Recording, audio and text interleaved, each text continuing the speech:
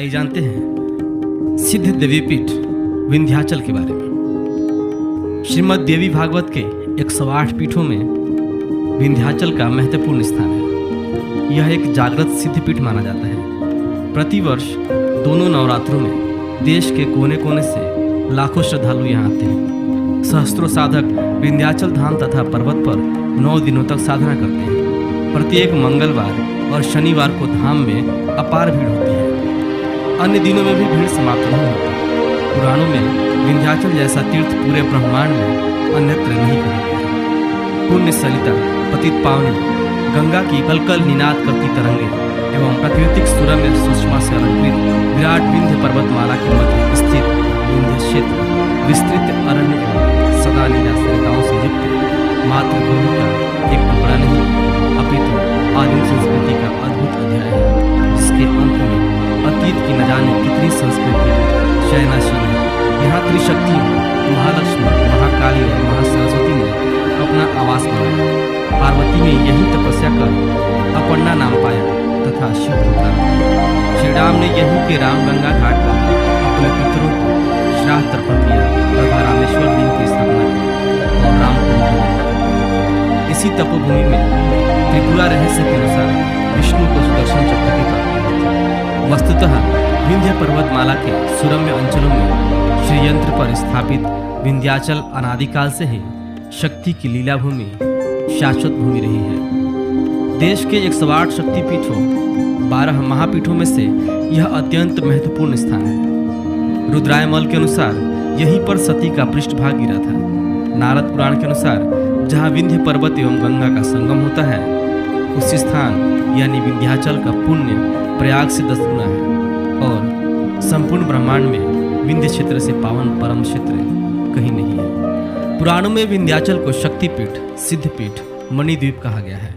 देवी भागवत के अनुसार जिस स्थान पर विंध्य पर्वत तथा गंगा का संगम होता है और गंगा उनका पाद प्रक्षालन करके पुनः उत्तरवाहिनी होती है तथा दक्षिण से आकर विंध्य पर्वतमाला गंगा का स्पर्श कर पुनः दक्षिण मुखी हो जाती है, वह स्थान मणिद्वीप कहलाता है। जगदम्बा वहाँ सदैव ही वास करती है।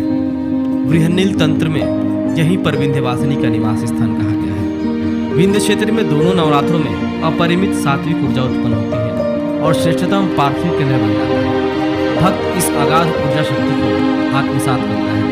विंध्याचल में माँ महालक्ष्मी विराजती है। इनका मंदिर विंध्याचल नगर के मध्य एक ऊंचे स्थान पर है। मंदिर में सिंहारूढ़ 2.5 हाथ का देवी का विग्रह है। मंदिर के पश्चिम में स्थित प्रांगण के पश्चिमी भाग में 12 भुज देवी है। दूसरे भाग में खरतेश्वर शिव है। दक्षिण की ओर महाकाली की मूर्ति है और उत्तर की ओर धर्मध्वजा देवी है। बाणभट्ट की कादंबरी में विंध्याटवी वर्णनम के अनुसार यह क्षेत्र विशाल भयानक प्राणियों से पूर्ण लगभग जन शून्य था, जहाँ को पर्वत, शबर, कुलिंद विंध्यवासिनी की उपासना वन देवी और वन दुर्गा की। वहाँ पहले वन दुर्गा का एक लघु मंदिर था।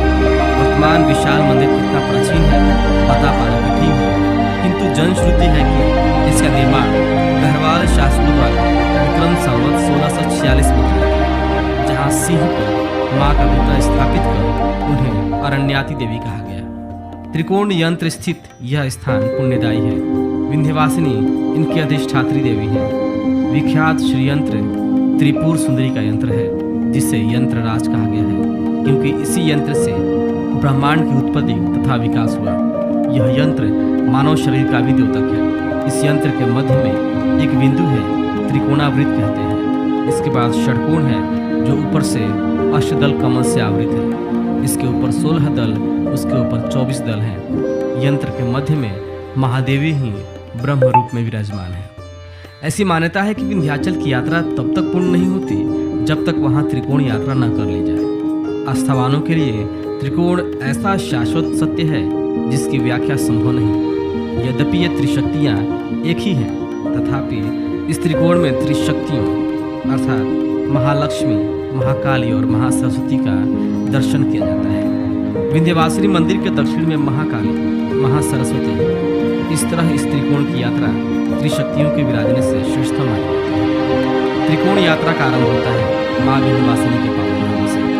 श्रीयंत्र पर स्थित धाम के दक्षिण पूर्व में स्थित अरण्य परिवेश से वेष्टित लगभग 3 किलोमीटर दूर भूतल पर स्थापित काली कुंड आध्यात्मिक अनुभूति प्रदाता महाकाली का स्मरण है, जहाँ माँ काली की आसीन मुद्रा में ऊर्ध्वमुखी अत्यंत प्राचीन प्रतिमा विद्यमान है। यह प्रतिमा रक्तबीज संहार का लक्षण प्रदर्शित करती है। यहाँ तांत्रिक अनुष्ठान की क्रियाएं अनवरत चल रही है।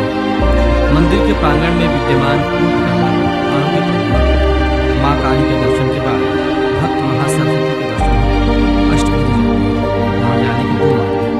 एक तो पदयात्रियों के लिए जो मंदिर के पास से ही कुछ सीढ़ियाँ चढ़कर ऊपर पहाड़ी पर सफर करते हैं, जिधर से समतल भूमि पर चलते हुए भक्त मंदिर तक पहुँचते हैं। दूसरा राजमार्ग है जिधर से वाहन द्वारा यात्री मंदिर के निकट पहुँचते हैं और सीढ़ियाँ चढ़कर मंदिर परिसर तक पहुँचते हैं। पद यात्रा करने वाले भक्त काली मंदिर से लगभग 2.5 किलोमीटर दूर अष्टभुजी पहुंचते हैं। प्राकृतिक सुषमा का आनंद लेते हुए यात्री लगभग 1 किलोमीटर दूर गेरुहवा तालाब पर विश्राम भी करते हैं। वहां साक्षी गोपाल श्री कृष्ण मंदिर में भगवान श्री कृष्ण का दर्शन करते हुए माँ के धाम तक पहुंचते हैं। महासरस्वती का आस्थान अष्टभुजी मंदिर विंध्याचल के पश्चिम पूर्व में स्थित है तथा यह माँ अष्टभुजा के नाम से प्रख्यात है। यह त्रिकोण यात्रा का अंतिम पड़ाव है जहाँ माँ दुर्गा ही महासरस्वती के रूप में विराजमान